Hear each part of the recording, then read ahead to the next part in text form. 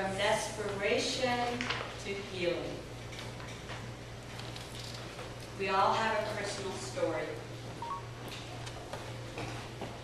And I would like to share with you today some of mine.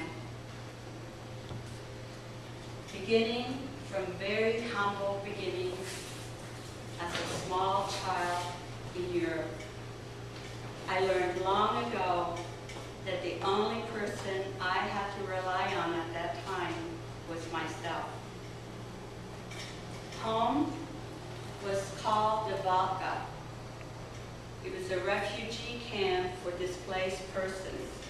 My mother had lost her German citizenship due to the fact that she married my father, who was of Hungarian descent.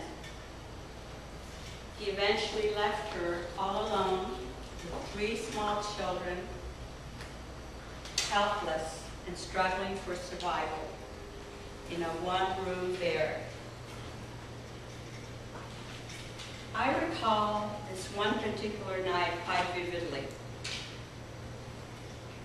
The room was dimly lit, the wind was howling, there was thick frost on the small window, and the only warmth we had in that room came from a small stove in the corner of the room, a wood-burning stove. My newborn brother, Tino, was in a basket on the floor, sleeping peacefully. And my sister and I were sitting on a blanket on the cold wood floor.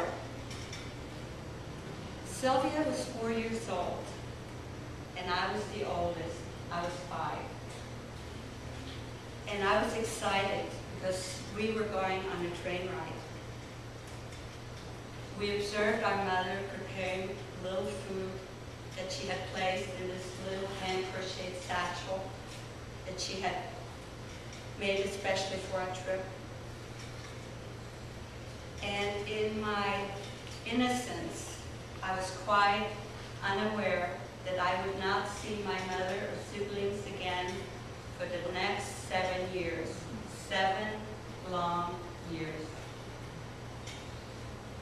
I remember the train jolting to a stop, and Sylvia and I were scurried off the train, and suddenly strangers approached us. And they were taking Sylvia from me. "Sylvia, come back." She was gone. It was my turn now. And this elderly couple approached us.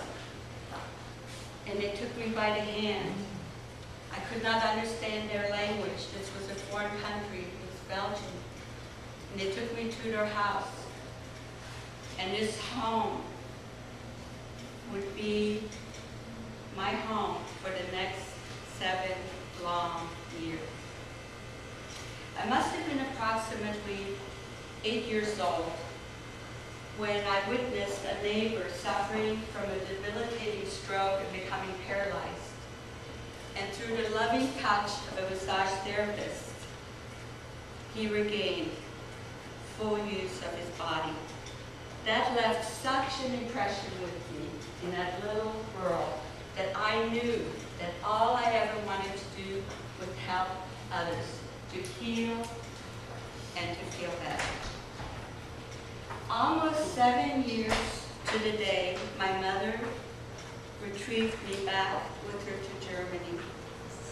And a year later, we immigrated to the United States, my mother, my siblings, and I. And we settled in southern Ohio. When I turned 18, I immediately enrolled in the College of Natural Therapy in Columbus, Ohio. And so began my healing journey, what I had dreamed of so long ago as that little girl. In the 70s, I pioneered, owned, and operated holistic day spas. In the early 90s, I rediscovered stone therapy, a very ancient therapy, over 5,000 years old. I applied modern technology and my knowledge and reinvented stone massage. Branded it and took it on a global level. Through education, through products, through videos, and so on. Now, at this point in my life, my vision has never wavered. I still live my passion of helping others, whether it is through massage, healing touch, a kind word. That has never wavered, as has my faith in God.